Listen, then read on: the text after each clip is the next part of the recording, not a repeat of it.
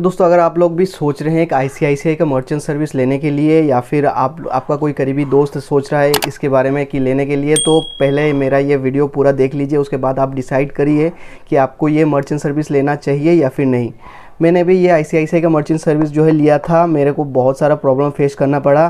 तो आज मैं इस वीडियो में आप लोगों को इसी प्रॉब्लम के बारे में बताऊंगा, क्योंकि कोई भी यूट्यूबर आला सच के बारे में नहीं बताएगा। आज मैं जो है मैंने जो फेस किया है, मेरे शॉप के लिए मैंने इसको परचेज़ किया था, मैंने जो प्रॉब्लम फेस किया है आज मैं वही आप लोगों के साथ शेयर करूंगा।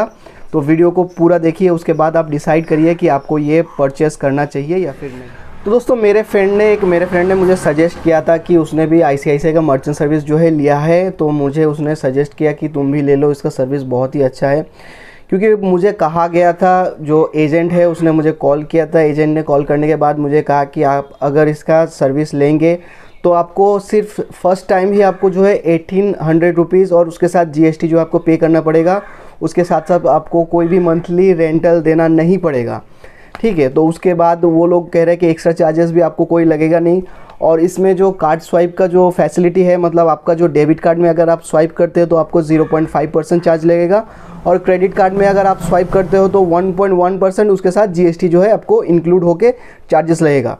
तो ये सुनने के बाद मुझे भी बहुत अच्छा लगा, जैसे आप लोगों को अच्छा लग रहा है कि अगर क्रेडिट कार्ड स्वाइप करने के बाद 1.1%, कुल मिला के 1.3% ही पकड़ लीजिए अगर लगता है चार्ज, तो बहुत ही अच्छा है। मतलब इतना वैल्यू में सर्विस कोई नहीं देता है। तो ये भी मेरे साथ ऐसा ही हुआ है। मैंने भी सोचा कि चलिए अच्छा है, बहुत अच्छा है, तो ले लेते हैं सर्विस को। तो वो एजेंट आता है मेरे पास, कुछ डॉक्यूमेंट्स लेके आता है, वो जो है मुझे मतलब उसमें सिग्नेचर कराता है, अपना दुकान का स्टैम्प लगा के जो है मेरा परचेस करवा देता है। उसके बाद इन लोगों का जो सर्विस है वो 1 महीने तक ठीक ठाक चला। मैं जब भी मतलब उसमें जो स्वाइप करता था, उसके बाद क्रेडिट कार्ड में स्वाइप करता था, ठीक ठाक 1.1% चार्ज काट के नेक्स्ट दिन जो है सेटल होकर मेरे बैंक अकाउंट में आ जाता था। 1 महीना इनका जो है वो ठीक ठाक चला। उसके बाद ही अचानक से इनका जो है, मैंने दूसरा एक ट्रांजैक्शन किया, उसमें ट्रांजैक्शन करने के बाद अचानक से ही मेरा जो है बाकी का अमाउंट जो है, ज़्यादा अमाउंट यानी करीबन 10,000 के करीब जो है मेरा वह कट के वापस मेरे अकाउंट में आया। तब मैंने कस्टमर केयर को कॉल किया।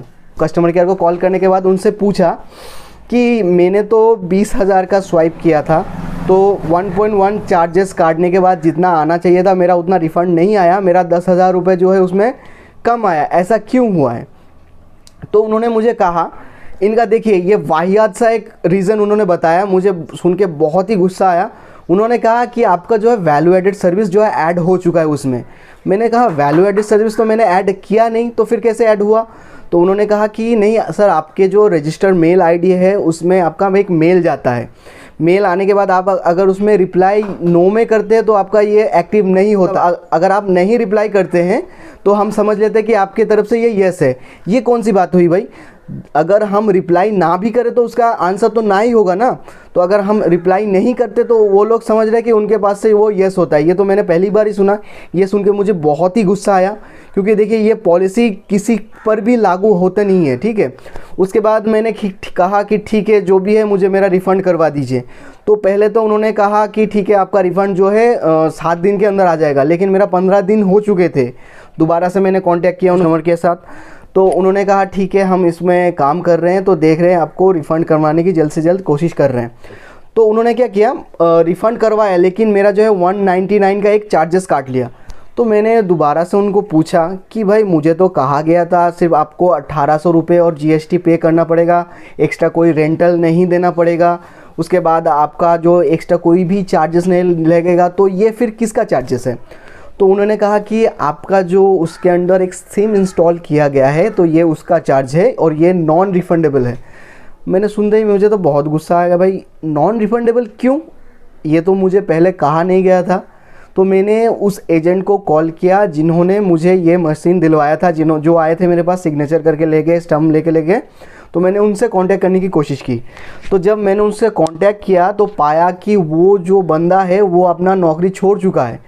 मतलब आप सोचिए, इन लोगों का एक मतलब टारगेट होता है, एक तो टारगेट होता है, इतना टारगेट हो जाने के बाद आप नौकरी छोड़ दो, क्योंकि आप जानते हो इनका सर्च, वो लोग तो जानते हैं कि ऐसा प्रॉब्लम फेस करना पड़ेगा, इसलिए वो लोग नौकरी छोड़ देते हैं।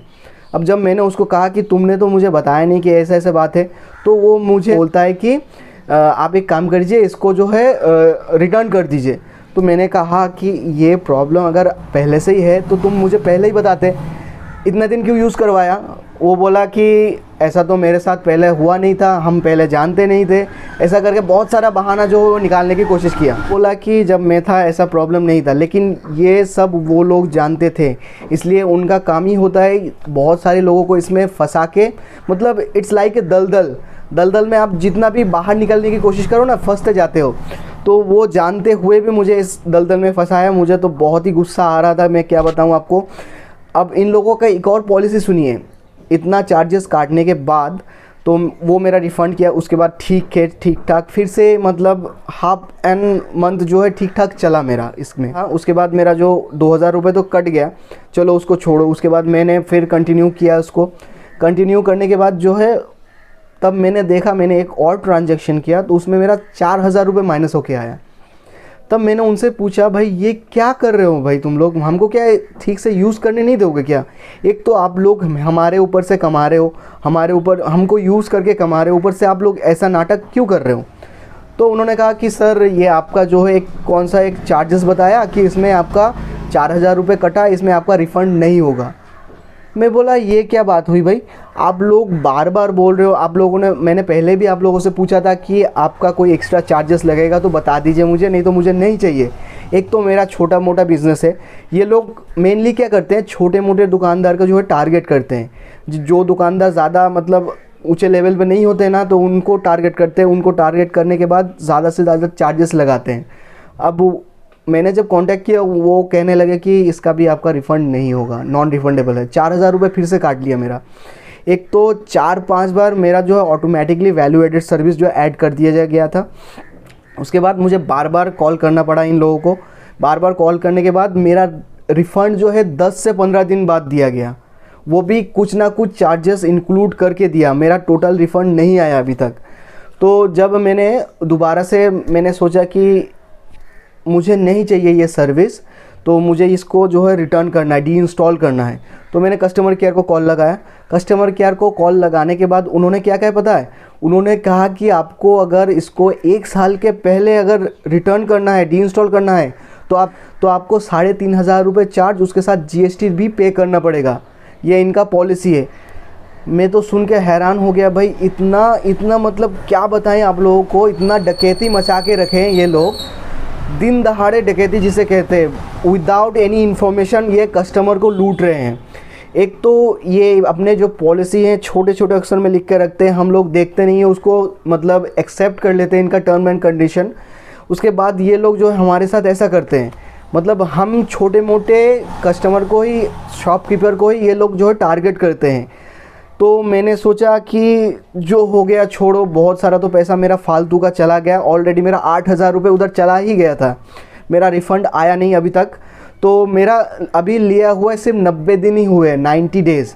इसके अंदर ही मुझे इतना सारा प्रॉब्लम फेस करना पड़ रहा है। मुझे क्या बताएं, मैं आप लोगों को बता नहीं सकता हूँ कि मुझे कितना परेशानी फेस करना पड़ा इस मशीन को लेके। तो जब मैंने कस्टमर केयर को कहा ठीक है भाई मुझे नहीं चाहिए, आप इसे ले जाइए, रिफ़ंड करवा दीजिए, डी इंस्टॉल करिए, जो करना है करिए। तो उन्होंने कहा कि ठीक है आप 3500 रुपये पे कर दीजिएगा, तो आपका जो है डी इंस्टॉल का जो है रिक्वेस्ट जो है ले रहे हैं। तो आपका ये 29 तारीख तक, 29 अक्टूबर तक आपका जो है मतलब ये डी इंस्टॉल हो जाएगा। तो आज है 2 तारीख, अभी तक मेरा जो है डी इंस्टॉल के लिए कोई भी मुझे कॉल नहीं आया, कोई भी एजेंट नहीं आया। मैंने फिर आज कस्टमर केयर को कॉल किया, उनको यही कहा कि भाई मुझे डी इंस्टॉल करवाना है, प्लीज़ कर दीजिए मेरा डी इंस्टॉल। तो वो लोग मुझे क्या कहा पता है, आप सुन के भी आपको बहुत हैरानी होगी। उन्होंने क्या कहा मुझे, उन्होंने मुझे ये कहा कि मुझे वो सर्विस पसंद है, उन लोगों का सर्विस, मैं नहीं चाहता वो डी इंस्टॉल करवाना, इसलिए मैंने उनको कहा कि मैं आपकी सर्विस के साथ जाना चाहता हूँ। ये कौन सी बात हुई भाई, मैंने उनको कुछ कहा ही नहीं हूँ, उसके बाद उन्होंने खुद ही प्रेडिक्ट कर लिया कि मुझे ये सर्विस पसंद है, मैं चाहता हूँ ये सर्विस लेने के लिए। मतलब कितना वाहियात, मतलब क्या बताएं आपको, इतना बेकार सर्विस मुझे आज तक मैंने कभी भी नहीं देखा। ये लोग आपको इनडायरेक्टली आपको जो है लूट रहे हैं। अब देखिए, अगर एक सर्विस पहले आपको एक सर्विस अच्छा लगता है तो आप सजेस्ट करेंगे, अपने फ्रेंड के साथ बोलेंगे कि ये लेने के लिए। तो मैंने भी अपने एक दोस्त को कहा कि ये सर्विस अच्छा है, क्योंकि देखिए 1.1% चार्जेस तो क्रेडिट कार्ड में बहुत ही कम होता है। तो मैंने यही सोच के मेरे अपने फ्रेंड को भी सजेस्ट किया था, उसने भी मेरे बात सुनते हुए उसने भी ले लिया था, ये परचेज़ किया था। लेकिन उसको भी यही प्रॉब्लम फेस करना पड़ा। जैसे कि आप देख सकते हैं मेरे पास अभी दो है, एक मेरा फ्रेंड का है और एक मेरा है। तो यही दोनों मैंने जो है कस्टमर केयर को मतलब डी इंस्टॉल करवाने के लिए रिक्वेस्ट भी डाल दिया है। तो जब मैंने सुना, मुझे क्या बताऊँ, मुझे हंसी भी आ रही है, बहुत गुस्सा भी आ रहा है कि वो लोग मुझे कह रहे हैं कि आपने खुद ही कहा है कि मुझे आपका सर्विस पसंद है, मैं जो है आपके ये सर्विस के साथ जाना चाहता हूँ, मैं इसको यूज़ करना चाहता हूँ, मुझे डी इंस्टॉल नहीं करवाना है। तो तब मुझे हंसी भी आई, फिर गुस्सा भी आया। तो मैंने फिर अपने आप को कंट्रोल करने के बाद उनको कहा कि भाई मुझे नहीं चाहिए, आप प्लीज़ जल्दी से जल्दी जो है इसको डी इंस्टॉल करवाइए प्लीज़, मैं और नहीं मतलब सहन कर सकता। इतना सारा पैसा किसके पास होता है भाई, इसमें तो मेरा कमाई उतना नहीं हुआ जितना मेरा चला गया। कितना कस्टमर आता है बताइए तो स्वाइप करने के लिए कार्ड में, ज़्यादा से ज़्यादा कस्टमर आता ही नहीं है। 90 डेज़ में कितना होगा, उसके अंदर ही मेरा जो 8-9 हज़ार रुपये चला गया। उसके बाद पता नहीं इन फ्यूचर क्या होगा, पता नहीं मुझे। इसलिए मैंने कहा कि मुझे नहीं चाहिए, आप जल्दी से जल्दी रिक्वेस्ट लीजिए मेरा, इसको फिर काम करिए। तो उन्होंने कहा ठीक है, आपका जो है 4 तारीख के अंदर जो है आपका मतलब हम ले लेंगे। उसके बाद मेरे पास जो है उनका एक एजेंट का कॉल आता है कि ठीक है, हमको यहाँ पर रिक्वेस्ट मिल गया है कि आप इसको डी इंस्टॉल करवाना चाहते हो। तो मैंने कहा हाँ भाई, आप जल्दी से जल्दी ले जाइए, मुझे और नहीं रखना है मेरे पास, ये झंझट को ही नहीं रखना है मेरे पास।